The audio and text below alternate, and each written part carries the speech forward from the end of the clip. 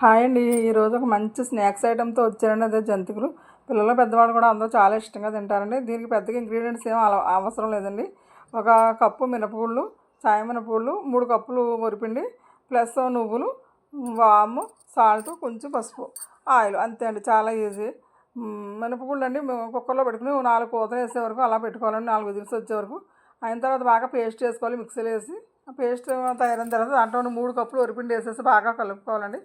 కలుపుకున్న తర్వాత అందులో నువ్వులు, వాము, రుచికి సరిపడగా సాల్టు, ప్లస్ కొంచెం పసుపు అయితే ఆరోగ్యానికి మంచిదని వేసానండి. మీకు ఇష్టమైతే వేసుకోవచ్చు, లేదంటే స్కిప్ చేయొచ్చు, మీ ఇష్టం అది.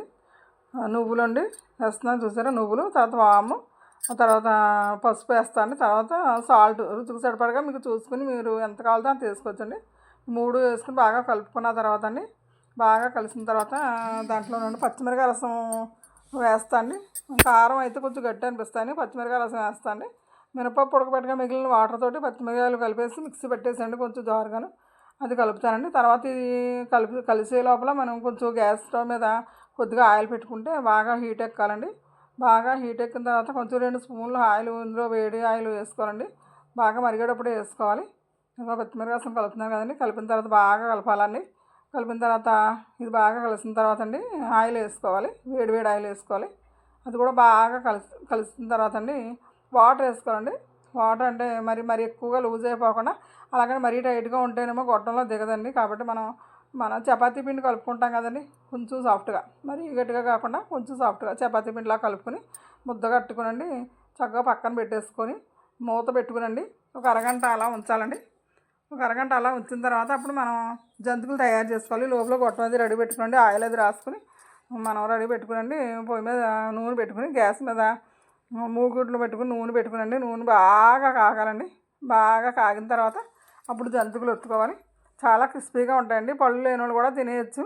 అంటే కొంచెం పెద్దవాళ్ళు ఉంటారు కదండి, జంతికలు వద్దు అమ్మ నా పళ్ళు లేవు అంటారు చూసారా కొంతమంది. మన పెద్దవాళ్ళు ఎవరైనా వాళ్ళు కూడా తినేయగలరండి. తినలేనా అనలేరు. ఒకసారి కొంచెం టేస్ట్ చూడడానికి కొంచెం ముక్క పెట్టారంటే మొత్తం నాకే కావాలంటారు.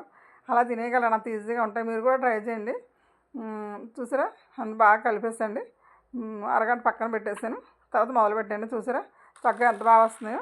మీకు పెద్ద జంతికలు కావాలంటే పెద్దగా వేసేసుకోవచ్చు, ముగ్గుట్లో డైరెక్ట్గా వేసుకోవచ్చు. లేదు చిన్నగా కావాలనుకుంటే గరిటె మీద ఒత్తుకుని అందరూ వేసుకోవచ్చు అండి. చూసారా చాలా బాగా వచ్చినాయి.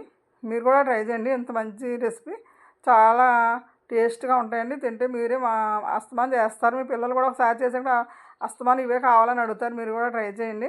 బయటండి పిల్లలు లేసు కురుకురేలు తినేసి ఆరోగ్యాలు పాడు చేసుకుంటున్నారు. మన ఇంటి దగ్గర ఇలాంటివి రెడీగా ఉన్నాయనుకోండి, వాళ్ళకి ఇష్టమని, మా ఇంటి దగ్గర ఇవి ఉన్నాయి కదా అనేసి బయట ఏం కొనుక్కుంటాక ఇష్టపడ్డ పిల్లలు కూడా అవే తింటారండి. మీరు కూడా ట్రై చేయండి. అలాగని పిల్లలు ఏమీ తినకుండా ఉండమని అంటే ఉండరు. అలాగని మనం బయటికి తెచ్చిపెట్టాను కూడా ఆరోగ్యానికి మంచిది కాదు. కాబట్టి మన ఇంటి దగ్గరే చేసి సింపుల్ ఐటమ్స్ ఇలాంటి చిన్న రెసిపీస్ చేసి పెట్టామనుకోండి, వాళ్ళకి ఆరోగ్యానికి మంచిది. చాలా హెల్తీగా ఉంటారండి. హెల్తీ ఐటమ్స్ తినడం వల్ల హెల్తీగా ఉంటారు.